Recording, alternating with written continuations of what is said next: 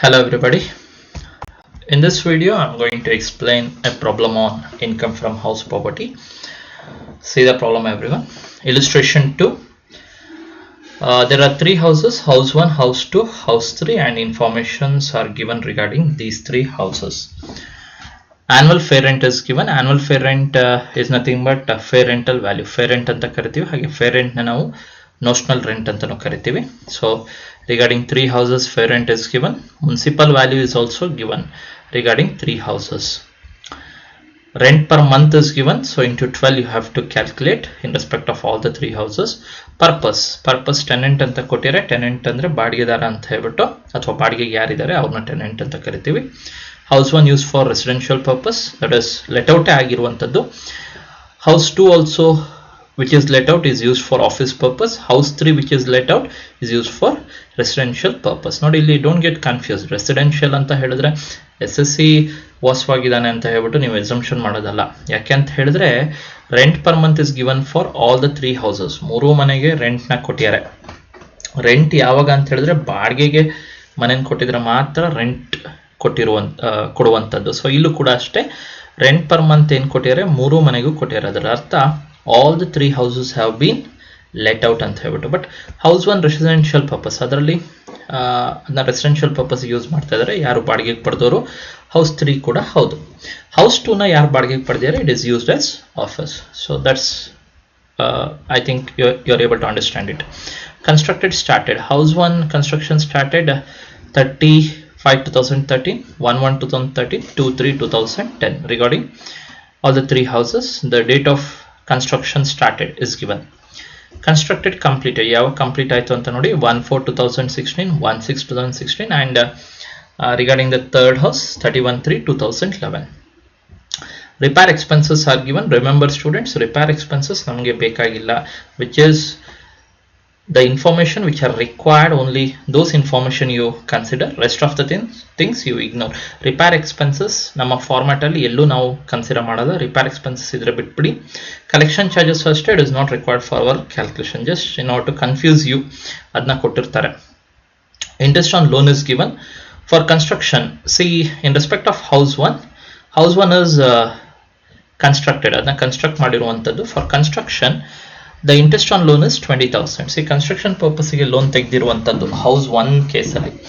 The loan taken is not given, but interest is given. Interest on loan for construction is 20,000. ಯಾವಾಗ loan ನ ಬಾರೋ ಮಾಡಿದಾರೆ ಅಂತ ಕೊಟ್ಟಿಲ್ಲ. Before 1/4/1999, after 95. And this is ಅದು self occupied ಕೇಸಲ್ಲಿ ಮಾತ್ರ ನೀವು ನೋಡಬೇಕು. ಕನ್ಸ್ಟ್ರಕ್ಷನ್ ಅಥವಾ ಪರ್ಚೇಸ್ ಬಿಫೋರ್ 1/4/1999, ಆಫ್ಟರ್ 1/4/1999 ಆ ರೀತಿ. ಬಟ್ ಇವೆಲ್ಲ ಮನೆನೂ ಲೆಟ್ಔಟ್ ಆಗಿದೆ. ಸೊ ಲೆಟ್ಔಟ್ ಕೇಸಲ್ಲಿ ಇಂಟ್ರೆಸ್ಟ್ ಆನ್ ಲೋನ್ಗೆ ಯಾವುದೇ ರೀತಿಯಾದ ರಿಸ್ಟ್ರಿಕ್ಷನ್ಸ್ ಇರಲ್ಲ. ಎಷ್ಟು ಇಂಟ್ರೆಸ್ಟ್ ಇರುತ್ತೆ ಅಷ್ಟು ನಾವು ಡಿಡಕ್ಟ್ ಮಾಡಬೇಕಾಗುತ್ತೆ. So all the three houses have been let out. So there is no restriction in case of interest on loan. ಎಷ್ಟೇ ಇಂಟ್ರೆಸ್ಟ್ ಇರಲಿ, ಪರ್ಚೇಸ್, ಕನ್ಸ್ಟ್ರಕ್ಷನ್, ರಿಪೇರ್ಸ್, ರಿನೋವೇಷನ್, ರೀಕನ್ಸ್ಟ್ರಕ್ಷನ್ಗೆ entire interest is deductible. So for construction 20,000, in respect of house 1 it is deductible. House 2 ಕೇಸಲ್ಲಿ for marriage of daughter loan was taken, ಅದ್ರ ಮೇಲೆ interest pay ಮಾಡಿರುವಂಥದ್ದು. ನೋಡಿ, purchase, construction, repairs, ರಿನೋವೇಷನ್ಗೆ ತೊಗೊಂಡಿದ್ರೆ ಆ interest deduct ಮಾಡ್ತೀವಿ. But here the loan is taken for daughters marriage, so ಇದನ್ನ ನಾವು deduct ಮಾಡಲ್ಲ. This 12,000 is not deductible. And in respect of third house, for repairs the loan has been taken. ರಿಪೇರ್ಸಿಗೆ loan ತೆಗೆದಿರುವಂಥದ್ದು. ರಿಪೇರ್ಸಿಗೆ ತೆಗೆದಿರೋದ್ರಿಂದ interest ನ ನಾವು ಡಿಡಕ್ಟ್ ಮಾಡಬೇಕಾಗುತ್ತೆ. That interest has to be deducted. Next is municipal taxes 10% of municipal valuation. ನೋಡಿ, municipal tax previous problems ಎಲ್ಲ ಹೇಗೆ ಅಂದ್ರೆ ಮುನ್ಸಿಪಲ್ ಟ್ಯಾಕ್ಸಸ್ ಅಂತ ಅವರೇ ಫಿಕ್ಸ್ಡ್ ಅಮೌಂಟ್ ಕೊಡ್ತಾ ಇದ್ರು. ಬಟ್ ಇಲ್ಲಿ ಮುನ್ಸಿಪಲ್ ಟ್ಯಾಕ್ಸ್ ಏನಿದೆ ಅಲ್ಲ, it is 10% of municipal valuation. ಏನ್ ಮುನ್ಸಿಪಲ್ ವ್ಯಾಲ್ಯೂ ಇದೆ ಅದರ 10% ಅಂತ ಹೇಳ್ತಾ ಇರೋದು. ಅಂದ್ರೆ ಹೌಸ್ 1 ಕೇಸಲ್ಲಿ ಮುನ್ಸಿಪಲ್ ವ್ಯಾಲ್ಯೂ ಮೇಲೆ 10%, ಹೌಸ್ 1 ಕೇಸಲ್ಲಿ 30,000 ಮೇಲೆ 10%, ಅಂದ್ರೆ 3,000. ಹೌಸ್ 2 ಕೇಸಲ್ಲಿ 40,000 ಮೇಲೆ 10%, 4,000. ಹೌಸ್ 3 ಕೇಸಲ್ಲಿ 20,000 ಮೇಲೆ 10%. ಯಾಕೆ ಅಂತ ಹೇಳಿದ್ರೆ ಅವ್ರು ಫಿಕ್ಸೆಡ್ ಅಮೌಂಟ್ ಕೊಟ್ಟಿಲ್ಲ. ಇನ್ಸ್ಟೆಡ್ ಏನ್ ಹೇಳ್ಯಾರ ಅಂದ್ರೆ 10% of municipal valuation will be municipal tax. Municipal valuation ಮೇಲೆ 10% ನಾವು ಕ್ಯಾಲ್ಕುಲೇಟ್ ಮಾಡಬೇಕು, ಅದೇ ಮುನ್ಸಿಪಲ್ ಟ್ಯಾಕ್ಸ್ ಆಗಿರುತ್ತೆ. municipal tax of house 1 was paid by the owner, but municipal tax of house 2 was not paid up to 31st March 2020. ನೋಡಿ house 1 municipal tax owner pay ಮಾಡಿಯಾನೆ ಅಂತ ಹೇಳ್ಬಿಟ್ಟು ಕೊಟ್ಟಿದ್ದಾರೆ. The municipal taxes paid by the owner should be deducted, ಅದನ್ನ deduct ಮಾಡಬೇಕು. House 2 ಕೇಸಲ್ಲಿ was not paid ಅಂತ ಹೇಳ್ತಾ ಇದ್ದಾರೆ. ಮುನ್ಸಿಪಲ್ ಟ್ಯಾಕ್ಸ್ನ ಹೌಸ್ 2 ಕೇಸಲ್ಲಿ ಪೇ ಮಾಡಿಲ್ಲ, ಹಾಗಾಗಿ municipal taxes should not be deducted in respect of house 2. Tenant paid municipal tax of house 3. House 3 ನ municipal tax ಯಾರು ಪೇ ಮಾಡಿದಂದ್ರೆ tenant. Tenant ಎಲ್ಲರೂ municipal tax ಪೇ ಮಾಡಿದ್ರೆ are we going to deduct? No, we should not deduct. Only the municipal tax paid by the owner should be deducted. ಹಾಗಾಗಿ house 1 ಕೇಸಲ್ಲಿ ಮಾತ್ರ municipal tax ನ deduct ಮಾಡಬೇಕು because it is paid by the owner. House 2 ಕೇಸಲ್ಲಿ we are not going to deduct municipal tax because it is not paid at all. municipal tax ನ ಪೇನೇ ಮಾಡಿಲ್ಲ. House 3 ಕೇಸಲ್ಲೂ ನಾವು ಮುನ್ಸಿಪಲ್ ಟ್ಯಾಕ್ಸ್ ನ deduct ಮಾಡಲ್ಲ because it is paid by the tenant. The third house remained vacant for 4 months.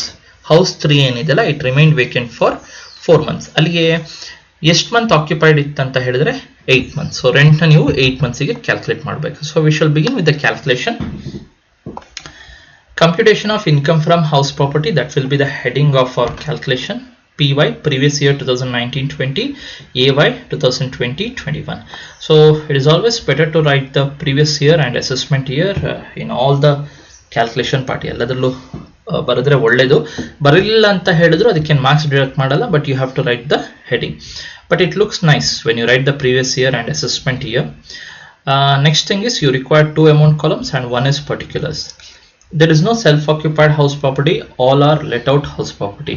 ಎಲ್ಲ ಮನೆನ ಬಾಡಿಗೆಗೆ ಕೊಟ್ಟಿರುವಂತದ್ದು, so all house are let out house property. So first is house 1. So in case of house 1, calculate the expected rent. See, in case of house 1, annual fair rent is 36,000, municipal value is 30,000 is given, students. So municipal value or fair rental value, whichever is highest, 30,000 or 36,000, whichever is highest. So 36,000 highest ಆಗುತ್ತೆ. If standard rent is given, ಆ 36,000 ನ standard rent ಜೊತೆ compare ಮಾಡಬೇಕು. there is no standard rent, so 36,000 will be the expected rent. And actual rent received is given. Rent is 4,000 per month is given. ಅಲ್ಲಿ ನೀವು ನೋಡೋದಾದ್ರೆ rent ಎಷ್ಟು ಹೇಳ್ಯಾರ ಅಂದ್ರೆ per month is 4,000. So 4,000 into 12, so it will be 48,000. Step 1 or step 2, whichever is highest. So highest is 48,000. that will be the gross annual value. You are supposed to write WEH. ಅಷ್ಟು ಬರೆದ್ರೆ ಸಾಕು. whichever is highest ಅಂತ full ಬರಿಬೇಕಂತ ಏನಿಲ್ಲ. no marks will be deducted in the SEM exams. ಅದಕ್ಕೋಸ್ಕರ ನೀವು short ಆಗಿ ಬರೆದ್ರು ಸಾಕಾಗುತ್ತೆ. ಹಾಗೆ ಲೆಸ್ ಮುನ್ಸಿಪಲ್ ಟ್ಯಾಕ್ಸಸ್ ಪೇಯ್ಡ್. ನೋಡಿ ಹೌಸ್ 1 ಕೇಸಲ್ಲಿ ಓನರ್ ಪೇ ಮಾಡ್ಯಾನೆ ಅಂತ ಹೇಳ್ತಾ ಇದ್ದಾರೆ.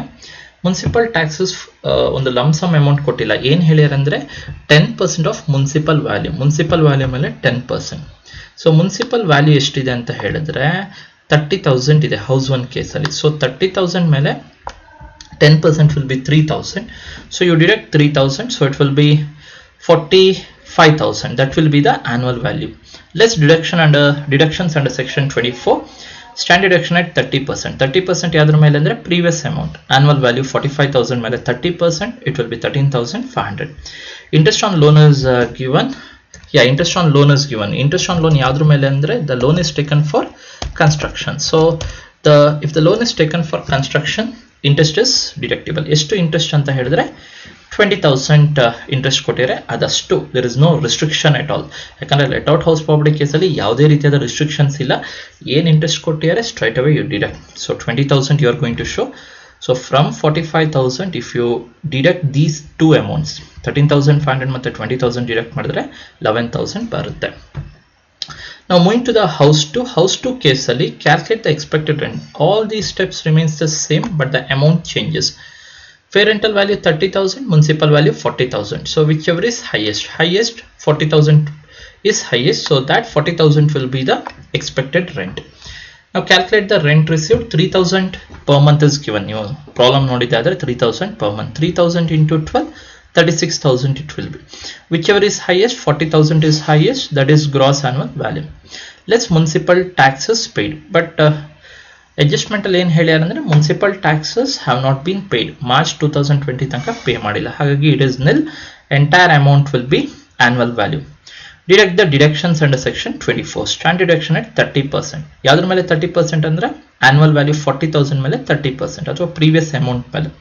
So it comes to 12,000. Interest on loan, but here loan is taken. House 2 ಕೇಸಲ್ಲಿ ನೀವು ನೋಡಿದ್ದೆ ಆದರೆ loan is taken for marriage. So ಮ್ಯಾರೇಜಿಗೆ construction, purchase, repairs, renovation, reconstruction ಇದು ಬಿಟ್ಟು ಬೇರೆ ಯಾವುದಕ್ಕಾದ್ರೂ ಲೋನ್ ತಗೊಂಡಿದ್ರೆ ಆ ಇಂಟ್ರೆಸ್ಟ್ ಡಿಡಕ್ಷನ್ ಆಗಿ ಸಿಗಲ್ಲ. So it is nil. So 40,000 minus 12,000, it is 28,000. Now moving to the third house. Regarding third house, few adjustments are there. Now first calculate the expected rent. So it is coming to the expected rent, 24,000 or 20,000, whichever is highest. So ಎಷ್ಟು ಯಾವ್ದು highest ಅಂತ ಹೇಳಿದ್ರೆ 24,000 is highest. So you will write 24,000 less actual rent received. 2,500 per month is the rent. Since third house was vacant for 4 months, 4 ತಿಂಗಳು vacant ಇದ್ದಿದ್ದರಿಂದ 8 months occupied ಇತ್ತು. So 2,500 into 8, 20,000 ಬಂತು. ಈಗ vacancy ಇರುವಾಗ you have to be careful students. ಈಗ 4 months ಎಲ್ಲರೂ vacant ಇರಲಿಲ್ಲ ಅಂತ ಹೇಳಿದರೆ, ಸೇ ಫಾರ್ ಎಕ್ಸಾಂಪಲ್ ಎಲ್ಲಾದರೂ 4 months ವೇಕೆಂಟ್ ಇರಲಿಲ್ಲ, ಈಗ ಇಲ್ಲಿ 4 months ವೇಕೆಂಟ್ ಇದೆ, ಈ ಥರ್ಡ್ ಹೌಸ್ ಎಲ್ಲರೂ 4 months ವೇಕೆಂಟ್ ಇರಲಿಲ್ಲ ಅಂದಿದ್ರೆ 2,500 into 12. ಸೊ ಎಷ್ಟಾಗ್ತಾ ಇತ್ತು ಅಂತ ಹೇಳಿದ್ರೆ it would have been 30,000. 30,000 rent ಆಗ್ತಿತ್ತು. ಹೌಸ್ 3 ಎಲ್ಲಾದರೂ 12 months ಎಲ್ಲಾದರೂ ವೇಕೆಂಟ್ ಇದ್ದಿದ್ದೆ, ಆಕ್ಯುಪೈ ಆಗಿದ್ರೆ ಸೊ ಅವಾಗ 30,000 ರೆಂಟ್ ಆಗ್ತಾ ಇತ್ತು. ಬಟ್ ಇಲ್ಲೇನಾಗಿದೆ ಅಂದರೆ house is vacant for 4 months. 4 month vacant ಇದ್ದಿದ್ದರಿಂದ ಈ ಬಾಡಿಗೆ ಕಡಿಮೆ ಆಗಿದೆ. 8 ತಿಂಗಳಿಗೆ ಎಷ್ಟು ಬಾಡಿಗೆ ಬಂದಿದೆ? 20,000. 12 months ಎಲ್ಲಾದರೂ ಫುಲ್ ಇದ್ದಿದ್ರೆ ಅವಾಗ ಈ ಬಾಡಿಗೆ ಎಷ್ಟಾಗ್ತಾಯಿತ್ತು ಅಂದರೆ 30,000 ಆಗ್ತಿತ್ತು. ಸೊ ಎಷ್ಟಾಗ್ತಿತ್ತು? ಎಲ್ಲಾದರೂ ಫುಲ್ ಆಕ್ಯುಪೈ ಆಗಿದ್ದರೆ 30,000. ಬಟ್ ಇಲ್ಲಿ 4 months ವೇಕೆಂಟ್ ಇದ್ದಿದ್ದರಿಂದ 8 monthsಗೆ ನಾವು ಕ್ಯಾಲ್ಕುಲೇಟ್ ಮಾಡಿದಾಗ ರೆಂಟ್ ಎಷ್ಟು ಬಂತಂದರೆ 20,000. ಈ ವೇಕೆಂಟ್ ಇದ್ರಿಂದ ನಮಗೆ ರೆಂಟ್ ಕಡಿಮೆ ಆಗಿದೆ. ಹಾಗಾಗಿ ಈ ಕೇಸಲ್ಲಿ ಗ್ರಾಸ್ ಆನ್ಯುವಲ್ ವ್ಯಾಲ್ಯೂ ನೀವು ಕ್ಯಾಲ್ಕುಲೇಟ್ ಮಾಡುವಾಗ step 1 step 2 whichever is highest ಅಲ್ಲ, actual rent received gross annual value ಆಗಿರುತ್ತೆ. ಸೊ ಯಾಕೆ ಅಂತ ಹೇಳಿದ್ರೆ ಈ ವೇಕೆನ್ಸಿಯಿಂದ ನಮಗೆ ರೆಂಟ್ ಕಡಿಮೆ ಆಗಿರುವಂಥದ್ದು. ಅಕಸ್ಮಾತ್ ಫುಲ್ ಇದ್ದಿದ್ರೆ ಎಷ್ಟು ಬರ್ತಿತ್ತು ಅಂತ ಹೇಳಿದ್ರೆ 2,500 into 12, 30,000 ಬರ್ತಿತ್ತು. ನೀವು ಇಲ್ಲಿ 30,000 ಬರೀತಿದ್ರಿ. 24,000 or 30,000 whichever is highest 30,000 gross annual value ಬರ್ತಿತ್ತು. ಬಟ್ ಇಲ್ಲಿ because of vacancy there is reduction in rent. ವೇಕೆನ್ಸಿಯಿಂದ ರೆಂಟ್ ಕಡಿಮೆ ಆಗಿದೆ, ಹಾಗಾಗಿ ಈ 20,000 ಗ್ರಾಸ್ ಆನ್ಯುವಲ್ ವ್ಯಾಲ್ಯೂ ಆಗಿರುತ್ತೆ. So don't consider whichever is highest consider ಮಾಡಬೇಡಿ.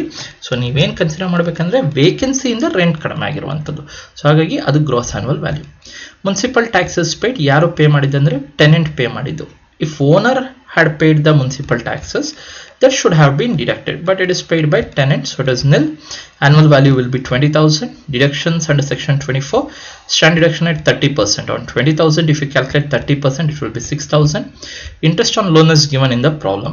The loan was borrowed for repairs ಗೆ loan ತಗೊಂಡಿದ್ದು, so that interest is deductible. So from 20,000 if you deduct this 8,000, the remaining will be 12,000. last column in a total find out ಮಾಡಿ. The total will be income from house property. So it will be income from house property. See the working notes. Repair charges and collection charges are to be ignored. ನಾವೆಲ್ಲೂ calculation use ಮಾಡಲ್ಲ. Repair charges ಅಥವಾ collection charges ಬೇರೆ ಯಾವುದೇ expenses ಕೊಟ್ಟರು ನಾವು consider ಮಾಡಬಾರ್ದು. Interest on loan taken for marriage is not deductible under section 24 because loan is not borrowed for purchase, construction, repairs, renovation. ನೋಡಿ house 2 ಕೇಸಲ್ಲಿ loan has been borrowed for ಮ್ಯಾರೇಜಿಗೆ loan ತಗೊಂಡಿರುವಂಥದ್ದು. Purchase ಕನ್ಸ್ಟ್ರಕ್ಷನ್ಗೆಲ್ಲ ತಗೊಂಡಿದ್ರೆ deduct ಮಾಡ್ತಿದ್ವಿ, ಮ್ಯಾರೇಜಿಗೆ ತಗೊಂಡಿದ್ದು, so the interest on loan should not be deducted. In respect of house 3, the house remain vacant for 4 months. House 3 ಎಷ್ಟು ತಿಂಗಳು ವೇಕೆಂಟ್ ಇತ್ತು ಅಂತ ಹೇಳಿದ್ರೆ 4 ತಿಂಗಳು ವೇಕೆಂಟ್ ಇತ್ತು. In case the same was let out for 12 months, the actual rent received would have been 30,000. ಸರಿನಾ? ಎಲ್ಲಾದರೂ third house ಎಲ್ಲಾದರೂ ವೇಕೆಂಟ್ ಇರಲಿಲ್ಲ ಅಂತ ಹೇಳಿದ್ರೆ, ಅಂದರೆ ಎಂಟೈರ್ 12 months ಎಲ್ಲಾದರೂ ಬಾಡಿಗೆ ಕೊಟ್ಟಿದ್ರೆ, ಆಕ್ಯುಪೈ ಆಗಿದ್ರೆ, ಅವಾಗ ರೆಂಟ್ ಎಷ್ಟಾಗ್ತಿತ್ತು ಅಂದರೆ 2,500 into 12, 30,000 ಆಗ್ತಿತ್ತು. Which would have been more than the expected rent. Expected rent 24,000, full 12 months ಎಲ್ಲಾದರೂ ಮನೆ ಬಾಡಿಗೆಗೆ ಇದ್ದಿದ್ದೇ ಆದರೆ, ಮನೆ ಆಕ್ಯುಪೈ ಆಗಿದ್ರೆ, ಅವಾಗ ಈ 20,000 ಬದಲಾಗಿ 30,000 ಬರ್ತಿತ್ತು. ಆ 30,000 ಗ್ರಾಸ್ ಆನ್ಯುವಲ್ ವ್ಯಾಲ್ಯೂ ಆಗ್ತಿತ್ತು. But because of vacancy there is reduction in actual rent received. 4 ತಿಂಗಳು ಖಾಲಿ ಇದ್ದಿದ್ರಿಂದ ರೆಂಟ್ ಕಡಿಮೆ ಆಗಿದೆ. ಸೊ ಈ ಕೇಸಲ್ಲಿ this rent will be the gross annual value. So give more importance for this calculation. So ಸ್ವಲ್ಪ importance ಕೊಡಿ, so that you can understand how this gross annual value of 20,000 has come.